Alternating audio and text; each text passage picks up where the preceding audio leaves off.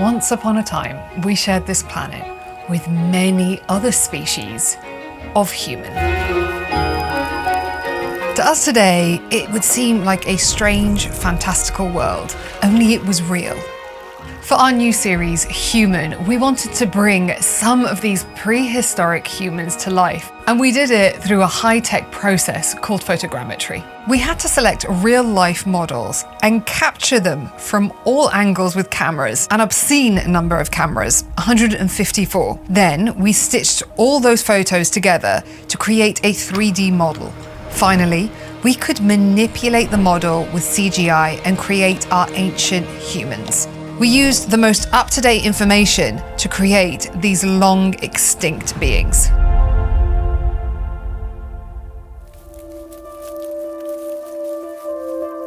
Imagine being famous for standing upright on two legs. Well, that's the claim to glory of Homo erectus, Latin for upright human. Only embarrassingly, they weren't the first ones to do it. Bipedalism actually evolved earlier, like millions of years earlier.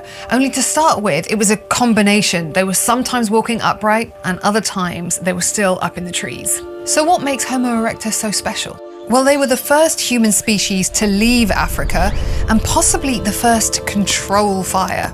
And to be fair, as much as they weren't the first species to stand upright, it's possible that they were the first species of human to walk entirely upright and not be in the trees at all. In the body shape of Homo erectus, we can see similarities to our own. But they also had a large but short rib cage, rather than the longer, flatter chest of modern humans, making them appear much stockier. And some of the most interesting differences come in the head. So this is a replica, a copy of a Homo erectus that lived about 1.8 million years ago. And you can see that brow ridge is not something you would see on someone today. And see the face, see how it juts outwards in a way that ours doesn't tend to. You can especially see it around here. And you'll notice in our render, no chin. Now, this lack of chin might seem really unusual to us, but actually, all the other species, they're the chinless majority.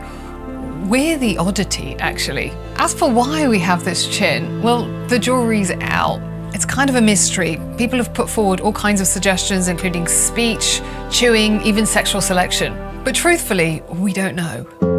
Now you might be thinking, what about hair? Why is our Homo erectus hairless? Well, the fact of the matter is, we have no idea how much hair they had or how they might have styled it.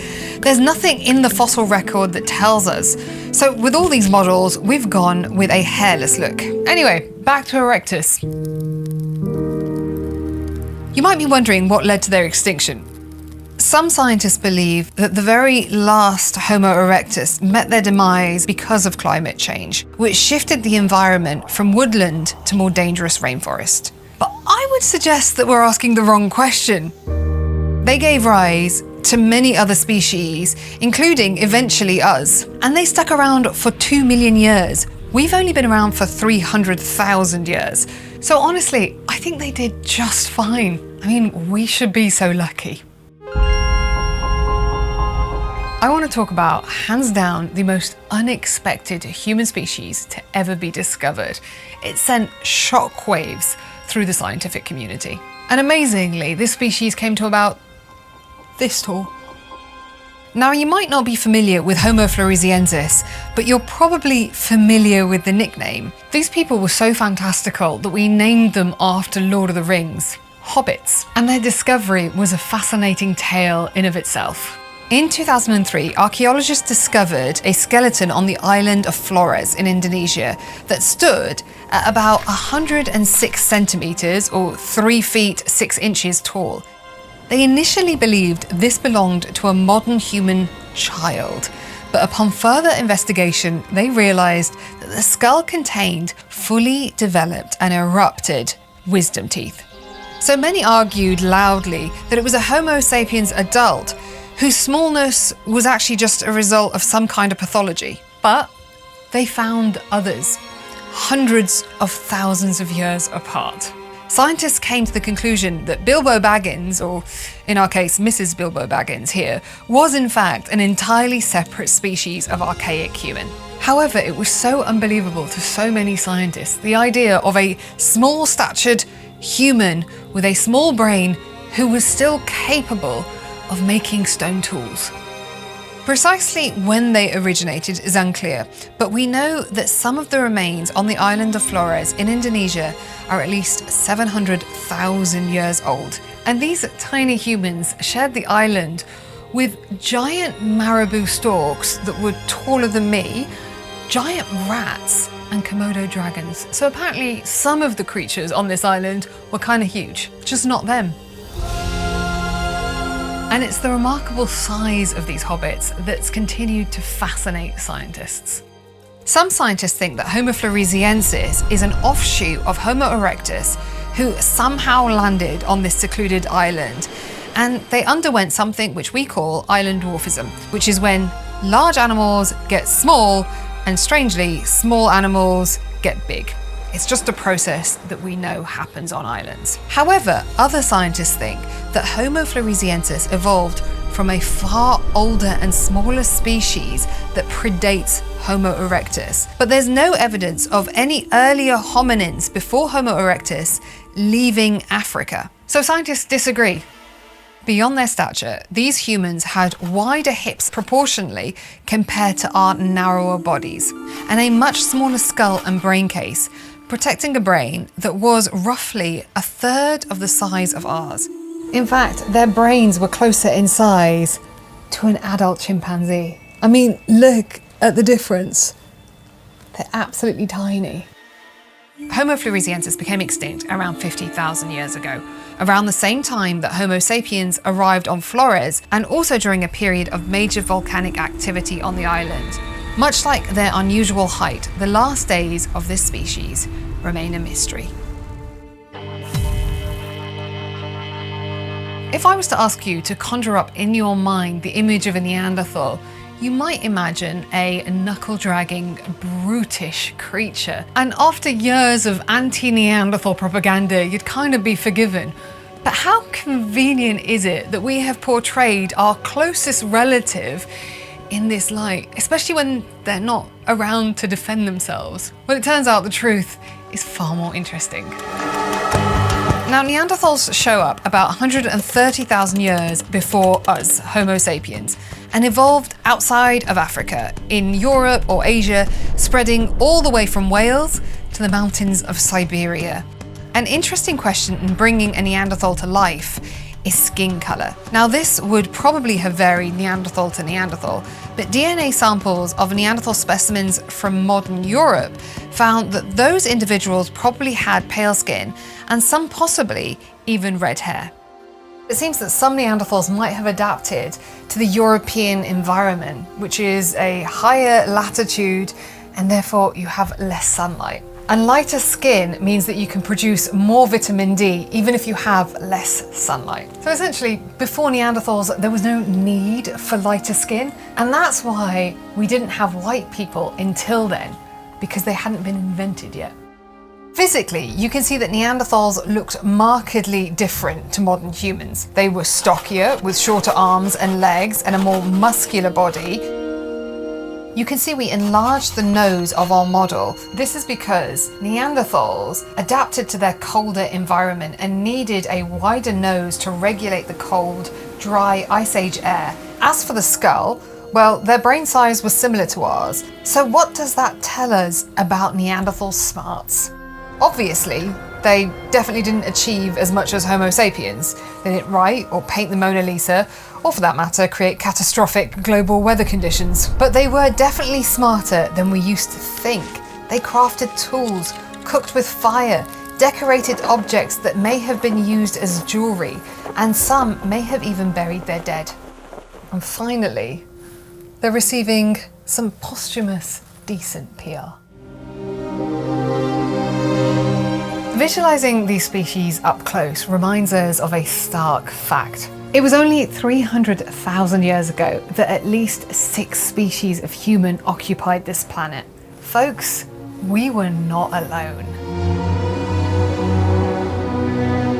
And while other species interbred with our own, only we, Homo sapiens, remain. Surviving on planet Earth has long been an arduous challenge, and 99.9% of species that have ever lived are now extinct.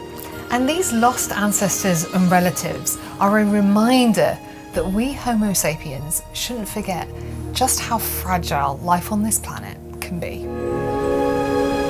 How can we tell the story of our species, Homo sapiens, over 300,000 years across 7 continents? Well, let's try doing it using 6 objects. Because these objects tell a tale that spans all the way back to the distant past. First off, a skull that transformed our understanding of how and when we came into existence. Here's a question we should all probably know the answer to.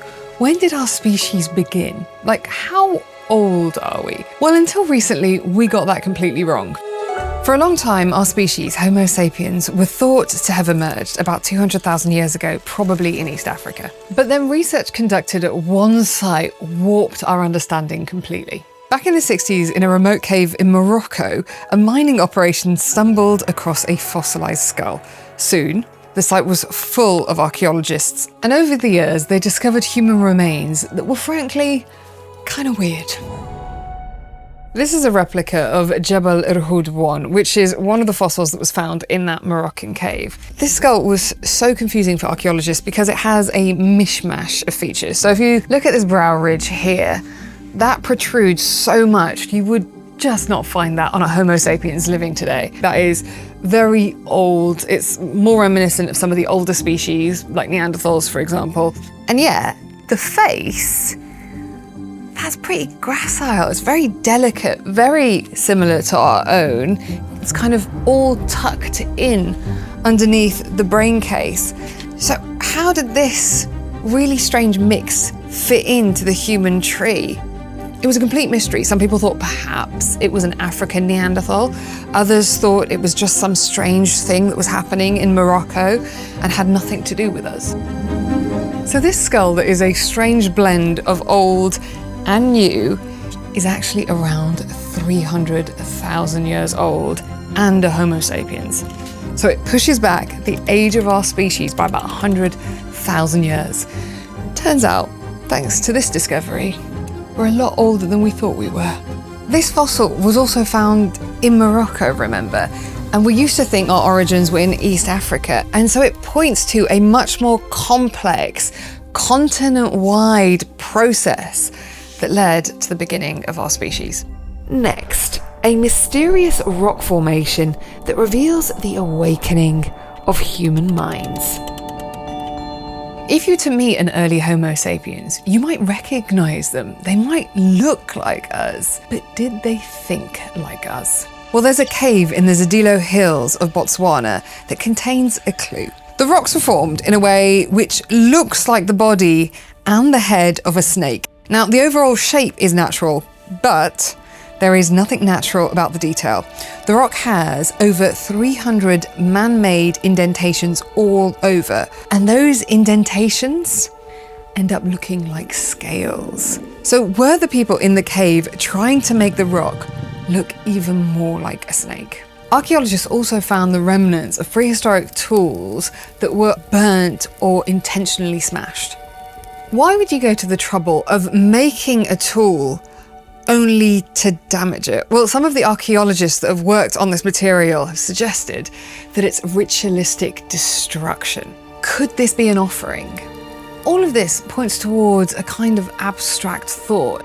This cave paints a picture of these people that were able to see and think beyond what was tangibly in front of them. Now, that is something that we thought only happened quite recently. But this site is dated to about 70,000 years ago. And we can't be 100% sure how they were thinking and about their belief system. But it's possible that they were asking for very similar things to what we would ask for: health, children, food. And it's remarkable to think that a cave like that shows us some of the beginnings of the behaviors which we, you and I, and every single person on the planet know so well. Christmas, Eid, birthdays, Glastonbury. We are obsessed with ritual, and this cave shows us that we have been for a very, very long time. Now, a piece of technology that helped humans conquer new environments. The rainforest, dynamic, dangerous, and full of predators. You would think it would be a bad place for squishy bipedal apes like us. And it does seem like all the other species of human avoided the rainforest, and yet we took it on by adapting our technology so that we could thrive there. Now, when I say technology, be honest, you're imagining weapons, bows, arrows, spears, and that's a huge part of the story. But deep within the Sri Lankan rainforest, we also see something else. The teeth of monkeys who lived in the canopies of this rainforest, which had been sharpened and modified, perhaps to puncture materials like animal hides. This might have allowed humans to string together plant and animal materials, perhaps creating things like clothes, bags, shelter. And all of this would have been fundamental to living in the challenging environment that is a rainforest, where clothes could protect humans from insect-borne diseases, shelter would keep them safe from the rain, and bags could be created to carry equipment over long distances.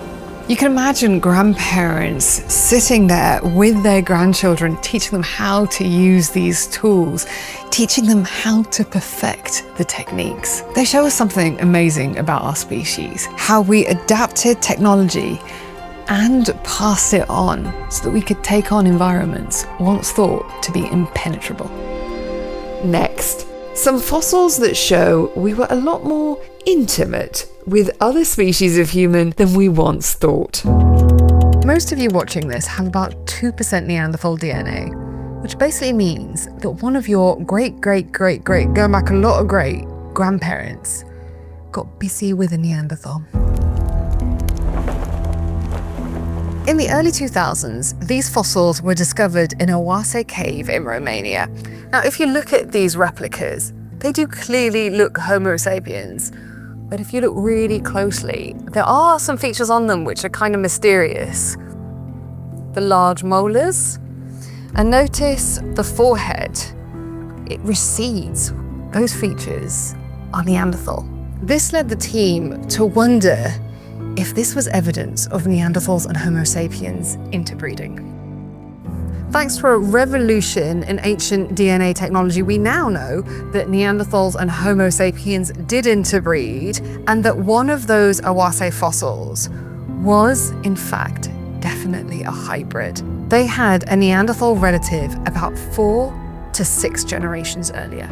This Neanderthal genetic legacy in us is really interesting, not just because it tells us something about the private lives of our ancestors, but because it tells us something about our DNA today. See, that Neanderthal DNA within us is associated with both positive and negative things. On the plus side, the Neanderthal DNA is associated with things like immunities and even increased fertility. And on the negative, it's associated with things like increased severity of COVID. The Neanderthals have died out, but for better or worse, a part of them still lives on within us. Now on to a remarkable prehistoric weapon that helped humanity triumph in a whole new continent. Imagine being the first humans to set foot in the Americas. No other species of human had, and so it was a landmass that was untouched by human activity, including hunting. So imagine the creatures you would have encountered there. Mammoths, giant bison, mastodons. So isn't it amazing that these prehistoric humans looked at these animals and thought, yum. This is a Clovis spearhead. These artifacts are around 13,000 years old, and they are extraordinarily well crafted. Long and narrow, thinning towards the end with sharp edges, allowing them to pierce the hides of enormous animals. But there's another version of the Clovis spearhead that is mysterious, striking, and beautiful. This is a spearhead made of crystal quartz. Quartz crystal is beautiful to look at, but vulnerable to shattering. So if it wasn't used as a weapon, what was it used for? maybe it was ceremonial. We also know that a boy from this period was buried with about 100 Clovis-like tools, again pointing to this idea that this technology had deep cultural meaning. Finally, a small written document that exemplifies the power and scale of human ambition. What if I was to tell you that the first of the Great Pyramids of Giza, one of the most astonishing achievements in human history, was built thanks in part to a boring spreadsheet? Day 24, Inspector Mera spends the day with his file hauling stones. Day 25, Inspector Mera spends the day with his team hauling stones. Riveting read. So how did this lead to that? It was here on the Red Sea coast that archaeologists discovered fragments of a text dating back over 4,500 years. This, thought to be the world's oldest known papyrus, is the Diary of Mera, a time capsule for the reign of the pharaoh Khufu. Khufu is best known for overseeing the construction of the first of the Great Pyramids of Giza. And Mera, the author of this diary, was an inspector, an official involved in the transportation of things like limestone and food supplies, and his journal describes just that. It is a bit amusing that one of humanity's oldest known texts is essentially a spreadsheet. A dull list of goods and transportation details, the kind of thing that you would hate to be given at work. But it's the kind of thing that you need to actually build the pyramids. You see, humanity by this point were much more numerous, and writing allowed us to communicate with each other and organize these huge numbers of people. And maybe there's some comfort in the Diary of Mera. It's nice to realize that boring spreadsheets are not a uniquely modern thing.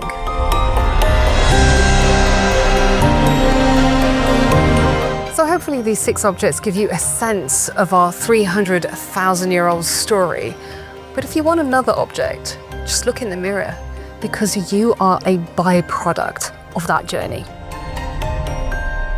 Everyone's like, oh, it's our bigger brains. And I'm like, yeah, absolutely, it's part of the story. But like, whales could be making this show if it was just that. I'm Ella Al-Shamahi. I'm a paleoanthropologist, an evolutionary biologist, and I'm the presenter of Human. We were not destined for greatness. And I think that shocks a lot of people. A lot of people think that we were the new kid on the block. As soon as Homo sapiens turned up, it was game over for all the other species. And let me tell you, it was not game over for all the other species. The evidence kind of alludes to potential showdowns with the other species, potential, it's still very controversial, and us not necessarily succeeding. Like, for example, around the same time, there was one cave that was filled with Homo sapiens, and there was another cave that was filled with Neanderthals. That basically means they were both living there at the same time. And it looks like only the Neanderthals continued living there. We quite likely became locally extinct. It's not a story of a species that turns up and is immediately brilliant. We had to evolve quite a bit. And I think we had a bit of luck on our side.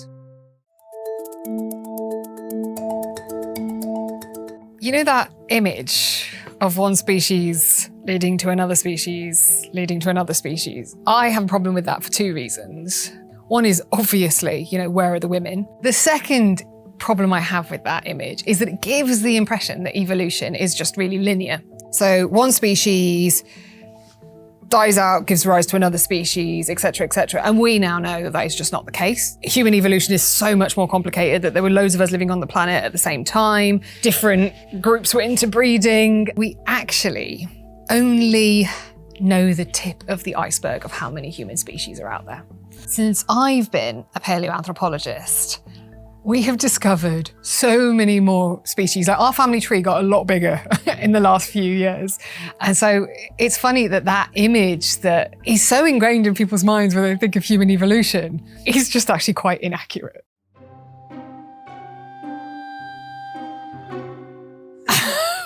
Epic question. I'd marry the Neanderthal. This is kind of controversial, but I would probably avoid Homo erectus. They were kind of earlier, and therefore I'm assuming a bit more primitive, and I don't know how much I'd trust them. This is the one I'd make out with. It's not PG-13, what I was about to say. This is Homo floresiensis, who a lot of us nickname the Hobbit after Lord of the Rings, because they're basically about 1 meter tall. It's like the brain size of a chimpanzee. And yet it was bipedal, so standing upright on two legs, making stone tools.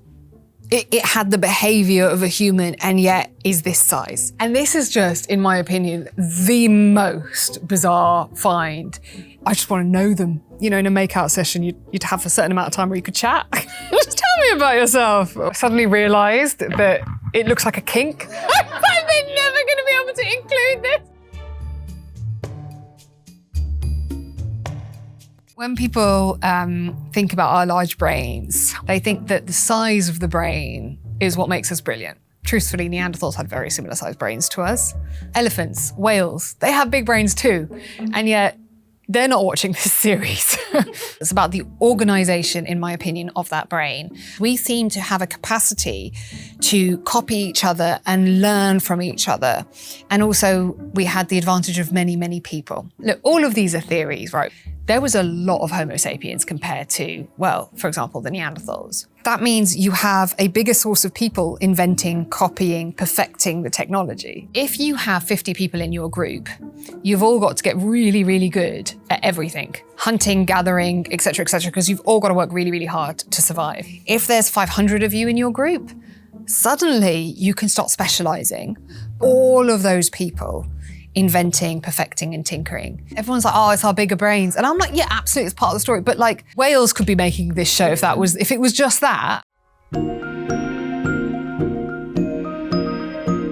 I don't think we fully understand how hard life was. The Neanderthals were contending with some really, really cold climates. I would really struggle with that. Life as any kind of human before agriculture was very, very difficult. That's why I always laugh at people that talk about the paleo diet, because I'm like, they were all dead by my age. The Neanderthals towards the end of their time were just kind of riddled with diseases because of inbreeding. So I think if you had to be a Neanderthal, you'd probably want to be an earlier Neanderthal. Because, yeah, life got pretty bleak.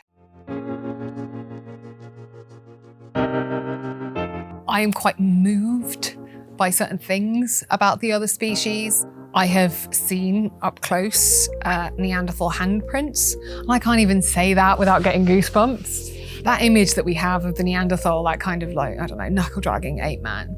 You don't imagine them putting their hands in red paint or red ochre to create these impressions. In that same cave, there were kiddie handprints. So the kids of these Neanderthals were also learning it.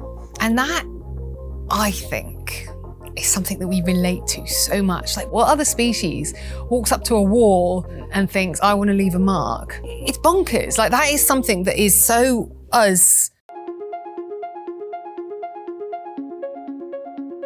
I've been so lucky. Oh, I was really, really excited by the island of Socotra, which they describe as like the most alien-looking place on Earth. It's full of like species that exist there and nowhere else. The thing that I found really, really fascinating about that place was that lots of people on the island have roots that are very, very linked to caves. And we turned up to this one place where people literally lived in front of the caves that they were born in. And they actually still retreat to them during the monsoon. You just think, oh my God, if people were living in those caves like 20 years ago, that means there's probably really, really good archaeology in those caves. So I would say Socotra, just in terms of the science of it, just the beauty of it, and just how alien it looked.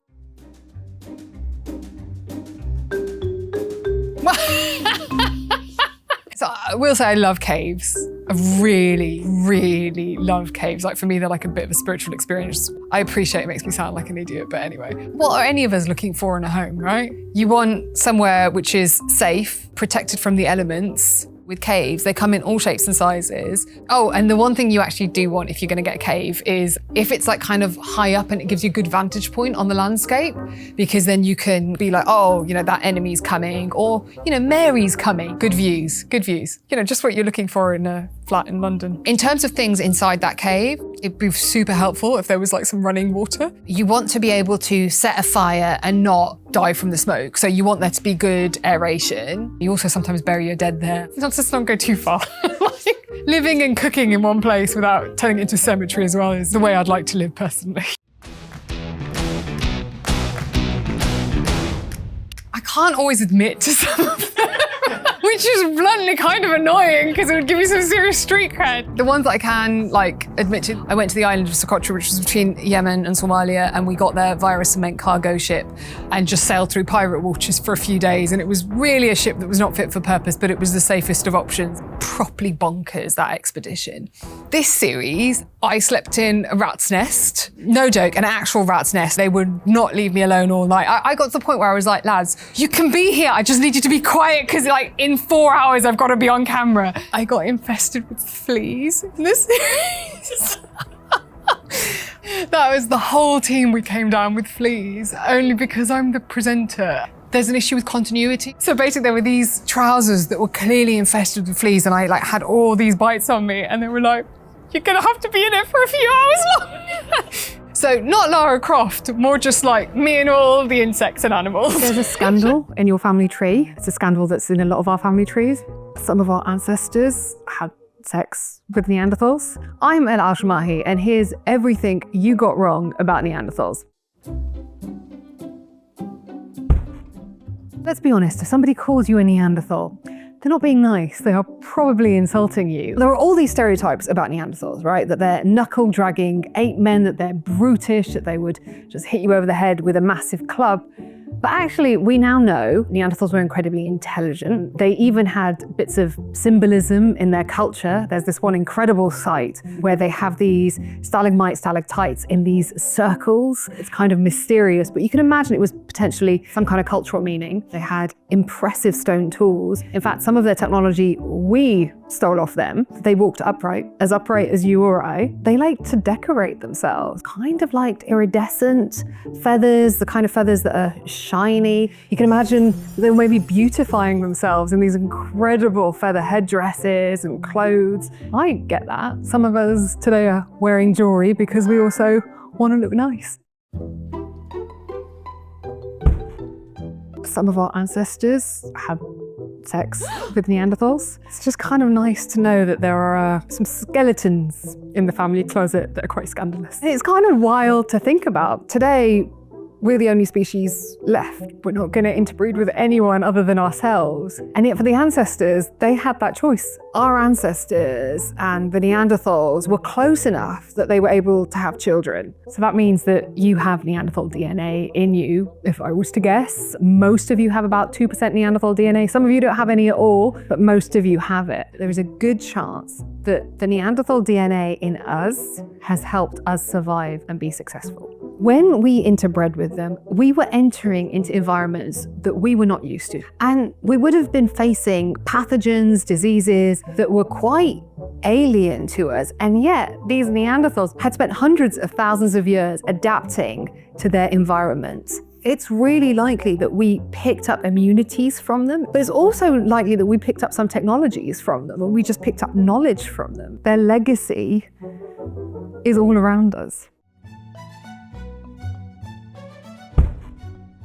A lot of people ask why the Neanderthals went extinct. That's a really fair question that we don't actually fully know the answer to. The Neanderthals were probably around a lot longer than we've been around. Neanderthals existed for about 400,000 years, and we've existed for about 300,000 years. We would have to be around for quite a few more years before we're as successful as they were in terms of just how long we've been on this planet. Neanderthals were not the only species of human that we shared the planet with. We were originally really kind of an African species. You had the Neanderthals in Asia and Europe. You had the Denisovans, who were further into Asia. You had Homo floresiensis, affectionately nicknamed the Hobbit after the Lord of the Rings characters because they were about 1 meter tall. When I think about that world, it kind of captures my imagination because we have nothing to compare that to. Our closest living relatives are like the chimpanzees. We don't look into their eyes and see ourselves, whereas if we looked into the eyes of, let's say, this French Neanderthal, you can't wonder how much would we be able to communicate. We know we made love with them. Did we potentially make war with them? There are so many unanswered questions because it is so outside of our reality today to think that we weren't the only ones. Like, this is quite literally the only time in our history that we're the only species of human to wander this planet. The biggest misconception that people have about our species, Homo sapiens, is that we were amazing from the very beginning. And it's because we're the only ones left, right? So we're looking around going, all right, well, we made it and the others didn't. And that is a huge thing that our series really delves into. I would call it a revisionist history of our species. Many of those other species were much better adapted to their environments than we were. So then the question is, how did we make it when they didn't? If you want to see us as a protagonist, we're this protagonist that started off as the underdog and somehow went on to not just out-survive all the other species, we thrived. Built the pyramids, invented writing, invented cities. We invented technology, the likes of which could destroy us and the whole planet. It's kind of incredible that a species that started from so little, was just one of many, has become this.